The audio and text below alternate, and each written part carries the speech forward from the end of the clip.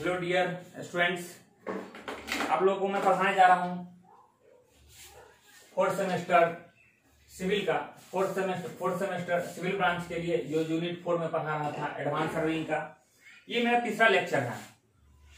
तो इससे पहले मैं 2 लेक्चर बना चुका हूँ, तीसरा लेक्चर है और इसमें हेडिंग है आपका notations of simple circular curve. इससे पहले मैं 2 वीडियो बना चुका हूँ, उसमें आपको बता चुका हूँ कि एक तो बता चुका हूं introduction of curve. First video में मेरा बना हुआ है इंट्रोडक्शन ऑफ कर्व का। सेकंड वीडियो बना हुआ है टाइप्स ऑफ कर्व।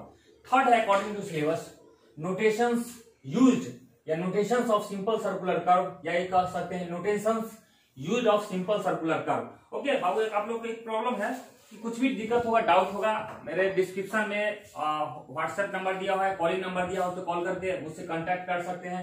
लेकिन मुझे भी आशा है, होप करता हूं कि इतना अच्छा मैं बता रहा हूं, आपको कोई प्रॉब्लम नहीं होना चाहिए। अगर प्रॉब्लम होगा तो आप व्हाट्सएप के माध्यम से या कॉल के माध्यम से आप मेरे से कंसल्ट करेंगे।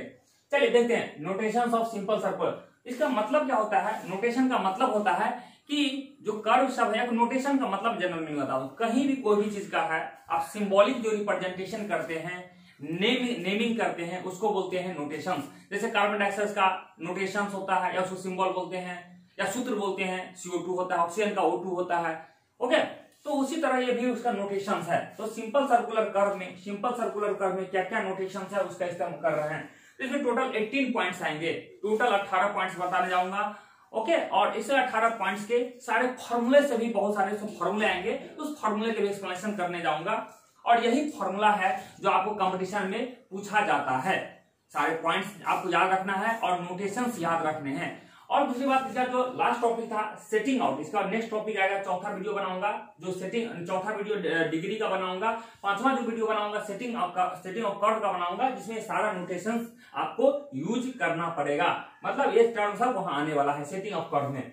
तो चलिए हम लोग स्टार्ट करते हैं। तो सबसे पहला पॉइंट है, देखते हैं, ये हम लोग देख रहे हैं, ये कर्व है, सिंपल कर्व है, सिंपल कर्व है, ये चीज है आपका, ये सिंपल कर्व है। ओके, सिंपल कर्व क्यों बोलते हैं बाबू? क्योंकि ये किसी एक सर्किल का एक छोटा सा पार्ट है। ये पूरा सर्किल यहाँ से यहाँ होगा, उसका छोटा सा ये एक सिंगल आर्क है, जिसका रेडियस क्या है, एक सर्किल है, तो ऑब्वियसली सारे का रेडियस सेम होगा। तो ये है आपका सिंपल सर्कुलर कर्व का एक आर्क है। ओके, अब हम लोग देखते हैं तो सिंपल सर्कुलर कर्व का क्या होगा, सेंटर ये है, O है, रेडियस क्या होगा आपको, रेडियस सेंटर से O हो गया, रेडियस RR हो गया। अब देखते हैं इस दोनों पॉइंट को मिलाते हैं, ये हो गया कोड हो गया। हालांकि इसका स्पेशल नेम सब है, बाद में बताने जाऊंगा, 1 बाय 1 स्टार्ट कर रहा हूं।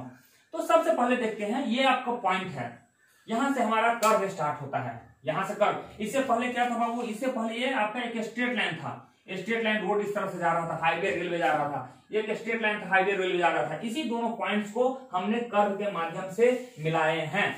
मींस यहां से डायरेक्शन, इसका स्ट्रेट लाइन था, यहां से इसका डायरेक्शन चेंज किया है, यानी इस बीच में जो सेंट्रीपिटल फोर्स लगना शुरू हुआ होगा और कर्व, ये जो व्हीकल्स है, व्हीकल छोड़ दीजिए, जो हाईवे है, रोडवे है अपना, यहाँ से डायरेक्शन चेंज कर रहा है, और यहाँ के बाद फिर वो अपना सीधा डायरेक्शन हो जाता है, डायरेक्शन स्ट्रेट हो जाता है।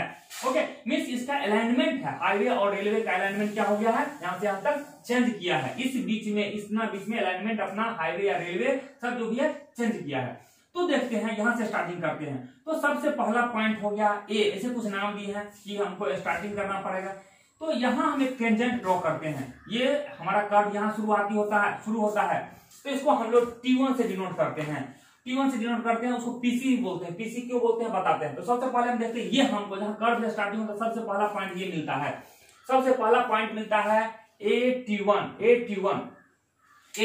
मिलता है। सबसे फर्स्ट जो लाइन होता है स्ट्रेट लाइन A1 होता है, तो इसको बोलते हैं, A1 को बोलते हैं बैक टेंजेंट क्यों? क्योंकि आपने इस पॉइंट पे टेंजेंट ड्रॉ किए हैं।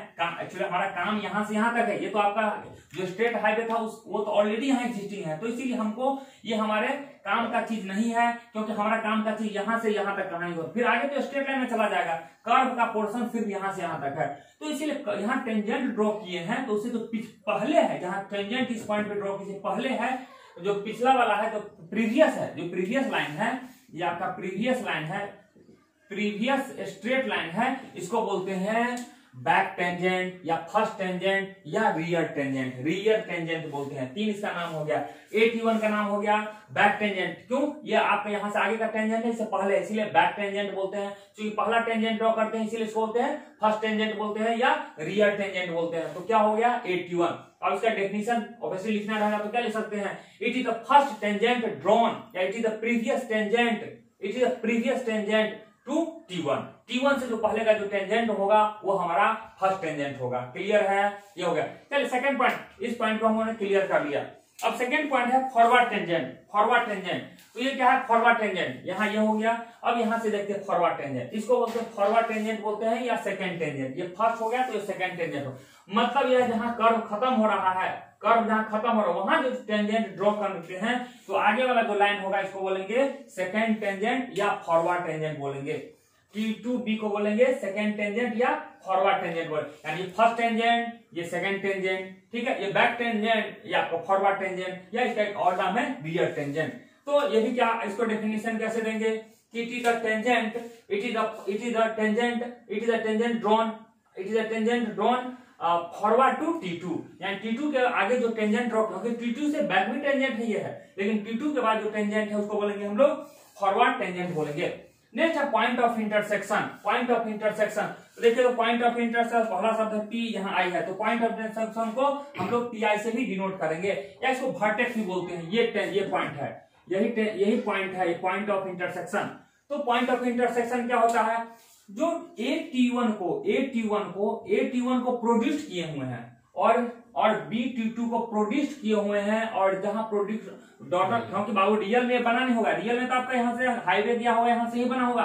तो क्या करना है? इस दोनों को पीछे बैक ड्रॉ करना है, बैक प्रोड्यूस करना है, और जिस पॉइंट पे आपको इंटरसेक्ट करेगा उसको बोलेंगे पॉइंट ऑफ इंटरसेक्शन या वर्टेक्स बोलेंगे। वर्टेक्स क्योंकि राइट ट्रायंगल, एक ट्रायंगल बना है, राइट नहीं सॉरी, ये ट्रायंगल बना है, इसके वर्टेक्स की तरह है, इसीलिए बोलते हैं वर्टेक्स है, इसीलिए बोलते हैं पॉइंट ऑफ इंटरसेक्शन या वर्टेक्स। इसको डिफाइन करना होगा तो कैसे डिफाइन कर सकते हैं?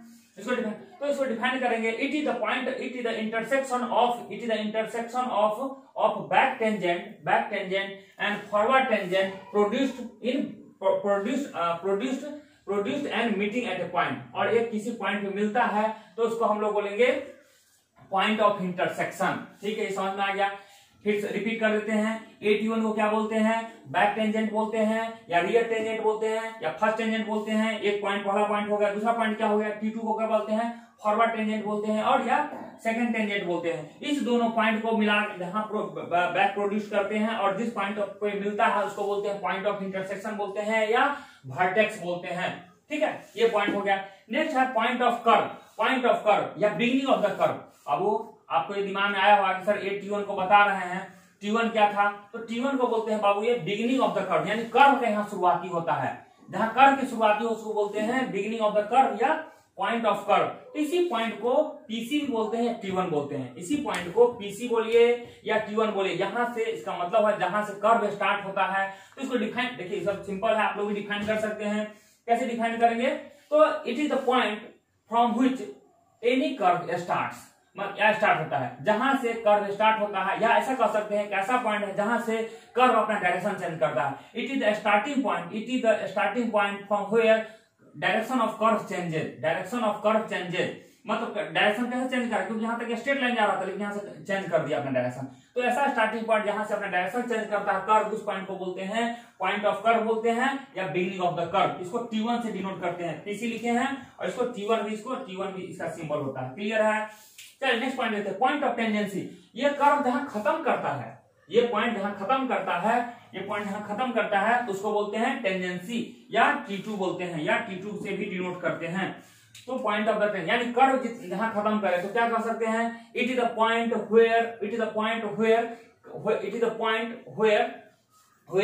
वेयर डायरेक्शन ऑफ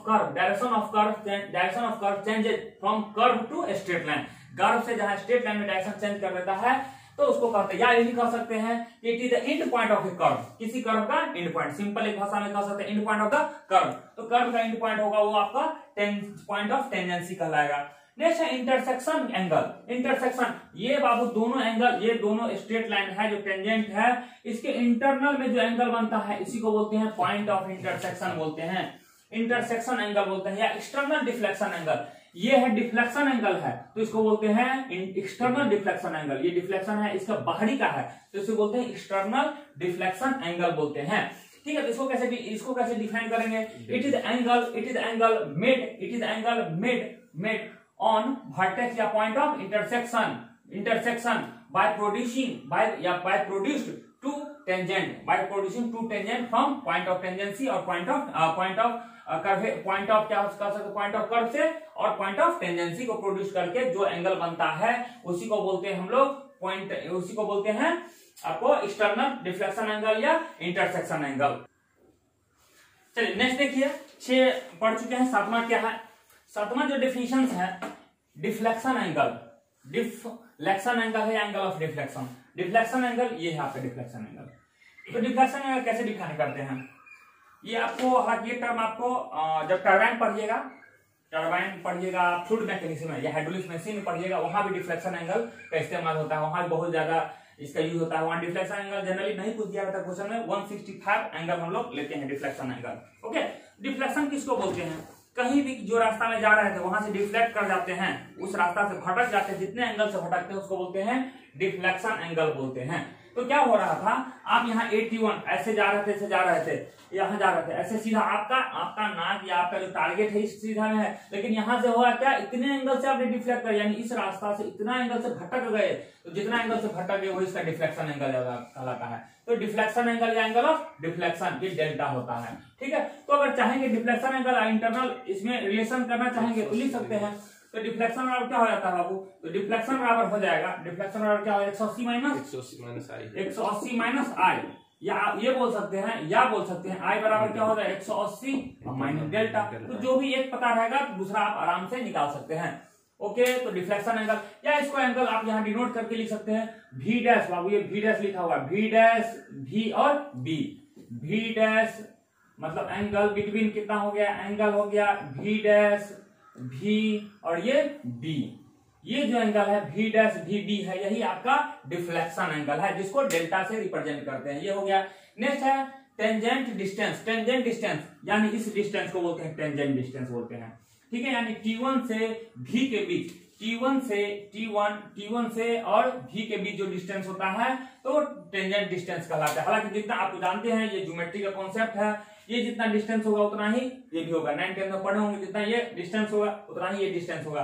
तो T1 V बराबर हो जाएगा आपका टेंजेंट डिस्टेंस होगा, T1 V बराबर हो जाएगा आपका कितना हो जाएगा V T2। ठीक है, ये डिस्टेंस ये ज्योमेट्री का है, जितना ये लेंथ होता है उतना ही ये लेंथ होता है। ओके, खत्म हो गया। ये टेंजेंट डिस्टेंस कहलाता है, ये टेंजेंट डिस्टेंस कहलाता है। नेक्स्ट क्या है, एक्सटर्नल डिस्टेंस। एक्सटर्नल डिस्टेंस को ई से रिप्रेजेंट करते हैं, तो इसको बोलते हैं mid point. Mid point, point of the curve, mid point of the curve, इस पॉइंट को, क्योंकि कर्व का मिड पॉइंट है इसीलिए मिड पॉइंट कहते हैं। यहां से तो बाहर कुछ है नहीं, तो इसीलिए इस डिस्टेंस को यानी V से लेके C तक के डिस्टेंस को बोलते हैं एक्सटर्नल डिस्टेंस, बाहरी। क्योंकि अंदर का तो ये चीज हमारा काम का चीज इतना है, ये बाहर का हो गया, इसीलिए VC1 को बोलते हैं एक्सटर्नल डिस्टेंस, जिसको E से रिप्रेजेंट के E क्यों लाते हैं यहाँ E से। एक्सटर्नल डिस्टेंस कितना हो गया, यानी VC, यानी कह सकते हैं it is the distance between point of intersection. और डिफिनेशन आप लोग खुद लिख सकते हैं, it is the distance between point of intersection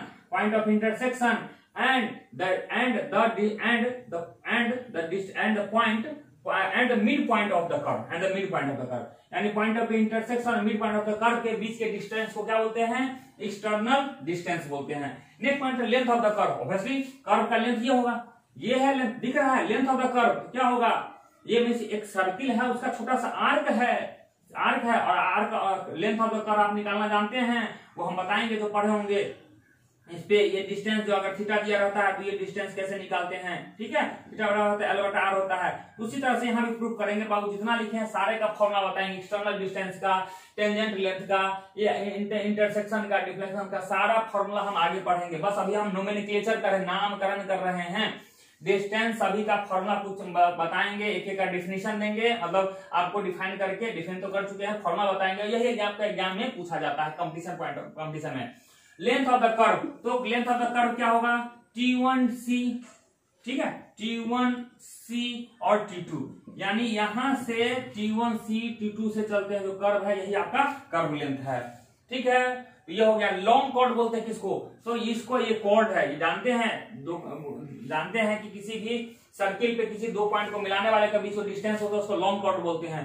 तो T1D T2 जो हो गया, यहाँ पे आपको यानी पॉइंट ऑफ कर्व था और पॉइंट ऑफ टेंजेंसी था, दोनों को मिलाइएगा, वही आपका हो गया लॉन्ग कॉर्ड हो गया। तो लॉन्ग कॉर्ड कौन सा हो गया? T1D T2 हो गया, या कह सकते हैं PC से PT के बीच जो डिस्टेंस होगा उसको लॉन्ग कॉर्ड बोलते हैं। मिड ऑर्डिनेट किसको बोलते हैं? इस डिस्टेंस को मिड ऑर्डिनेट बोलते हैं, यानी लॉन्ग कॉर्ड का मिडिल पॉइंट और mid point of the curve, इस बीच के डिस्टेंस को बोलते हैं मिड ऑर्डिनेट, जिसको M से डिनोट करते हैं। तो ये क्या बता रहा है आपको? M बता रहा है। ठीक है, ये आपको M बता रहा है, यानी mid point of the curve and mid ordinate and mid point of the long chord. Repeat कर रहे हैं, ये क्या डिस्टेंस हुआ? Mid point of the curve and mid point of the long chord, इसके बीच के डिस्टेंस को बोलते हैं मिड ऑर्डिनेट बोलते हैं। इसको क्या बोलते हैं? एक्सटर्नल डिस्टेंस बोलते हैं। एक्सटर्नल डिस्टेंस हो गया, ये आपका मिड डिस्टेंस हो गया, ये पॉइंट ऑफ कर्व हो गया, ये पॉइंट ऑफ टेंडेंसी हो गया, ये इंटरसेक्शन पॉइंट हो गया। ठीक है, देखिए नेक्स्ट पॉइंट देखिए, एपेक्स या summit of the curve. Apex या समिट ऑफ द कर्व, ये पूरा एक कर्व है, इसका समिट, एपेक्स कभी भी शब्द इस्तेमाल होता है जो सबसे हाईएस्ट पॉइंट होता है उसको बोलते हैं एपेक्स बोलते हैं। ओके, जब आप पढ़िएगा आर्क पढ़िए, 2 इंच आर्क या 3 इंच आर्क पढ़ते हैं स्ट्रक्चर एनालिसिस में, वहां भी शब्द इस्तेमाल होता है, एपेक्स का इस्तेमाल होता है, समिट ऑफ द कर्व होता है, मतलब मुकुट, सबसे हाईएस्ट पॉइंट होता है, ताज जो बोलते हैं उसको बोलते हैं। यही तो है आपका ताज, पूरे कर्व में सबसे हाईएस्ट पॉइंट है, क्योंकि यहां से भी नीचे है, यहां से भी नीचे है, हालांकि उसी पॉइंट को mid point of the curve भी बोलते हैं। तो एपेक्स और या summit point of the curve ये है आपका। नेक्स्ट पॉइंट है नॉर्मल कोड। नॉर्मल कोड किसको बोलते हैं? ये बाबू लॉन्ग कोड था, ये पीसी और पीटी के बीच था, ये नॉर्मल लॉन्ग कोड था, लॉन्ग कोड था, ये आपका नॉर्मल कोड। तो नॉर्मल कोड क्या होता है? कोई भी टू सक्सेसिव स्टेशन के बीच मिलाने वाला होता है, वो आपको सक्सेसिव रेगुलर स्टेशन के बीच मिलाना होता है, नॉर्मल कोड होता है। मतलब हालांकि माने वाले कहने का मतलब क्या है? ये फर्स्ट स्टेशन है, इसका सेकंड स्टेशन आप यही ले रहे हैं, इस बीच आपको कहीं जरूरत नहीं पड़ रहा है बाय द वे, तो फिर यही आपका हो जाएगा नॉर्मल कोड और लॉन्ग कोड दोनों सेम हो जाएगा। लेकिन अगर इसे छोटा कोई लेंगे कोड, अगर जरूरत पड़ेगा बनाने के लिए, यहां से जरूरत पड़ेगा बनाने के लिए, तो उसको बोलेंगे सब कोड। नॉर्मल कोड क्या हो गया? नॉर्मल पर देख 3 टाइप का कोड हो गया, लॉन्ग कोड, नॉर्मल कोड और सब कोड। सब कोड नॉर्मल, लॉन्ग कोड कौन सा हुआ? पीसी और पीटी, इस दोनों को मिलाएंगे वो लॉन्ग कोड हो जाएगा। क्लियर है? और इसके बाद नॉर्मल कोड क्या हो गया? कोई भी अगर आप मतलब रेगुलर आप मूवमेंट कर रहे हैं, यहां से यहां तक सेटिंग कर रहे हैं, उसमें से आपको इस बीच में हो सकता है और आपको जरूरत पड़ रहा हो और ये रेगुलर स्टेशन के बीच, यानी सीधा से 2 रेगुलर स्टेशन के बीच जो होता है डिस्टेंस होता है, उसको बोलते हैं नॉर्मल कोड बोलते हैं। और जो नॉर्मल कोड होता है और उससे भी आपको छोटा कोई कोड लेना पड़ता है, उससे भी अगर छोटा कोई कोड लेना पड़ता है तो उसको बोलते हैं सब कोड। नेक्स्ट है right hand curve. Right hand curve है। राइट हैंड कर्व किसको बोलते हैं? तो राइट कर्व होता है कि जैसे कोई कर्व हो रहा है और उसका डिफ्लेक्शन जो हो रहा है right of the direction of the curve हो रहा है, यानी डायरेक्शन जैसे राइट ऑफ द, मतलब आप जा रहे हैं, मूवमेंट कर रहे हैं, राइट ऑफ द डायरेक्शन, ये right of the direction of the curve deflect होते जा रहा है, तो राइट हैंड कर्व बोलते हैं, राइट हैंड कर्व। अगर कोई कर्व है आप जहां से आ रहा है उससे आपकी लेफ्ट डिफ्लेक्ट हो रहा है तो उसको बोलते हैं लेफ्ट हैंड कर्व बोलते हैं। तो कर्व 2 टाइप का हो गया, राइट हैंड और लेफ्ट हैंड। ये डिपेंड करता है कि कर्व का मूवमेंट किधर है, अलाइनमेंट किधर है। अगर राइट डायरेक्शन में डिफ्लेक्ट हो रहा है, जैसे कि यहाँ से ऐसे कि इसको राइट डायरेक्शन में डिफ्लेक्ट हो रहा है, यहाँ से जा रहा था सीधा मुंह था, आप दाएं साइड में घूम रहे थे, यहाँ से ऐसे घूम रहे थे, इसका मतलब हो गया राइट हैंड कर्व होगा। हो सकता था इसी में आप बाएं चल जाते तो लेफ्ट हैंड कर्व होगा। ये आपको ट्रैवर्सिंग में देखे होंगे, मूवमेंट वहां लेफ्ट भी होता था, राइट भी होता था। तो इस तरह से आपका सारे नोमेनक्लेचर खत्म हो गया, या नोटेशन, नोमेनक्लेचर केमिस्ट्री में बोल देते हैं, नोमेनक्लेचर बोलते हैं ऑर्गेनिक केमिस्ट्री में, यहाँ नोटेशन बोलते हैं। ये टर्म खत्म हो गया। इसके बाद हम आपको पढ़ाने वाले हैं designation of curve. Next video होगा डेजिग्नेशन ऑफ कर्व का वीडियो होगा।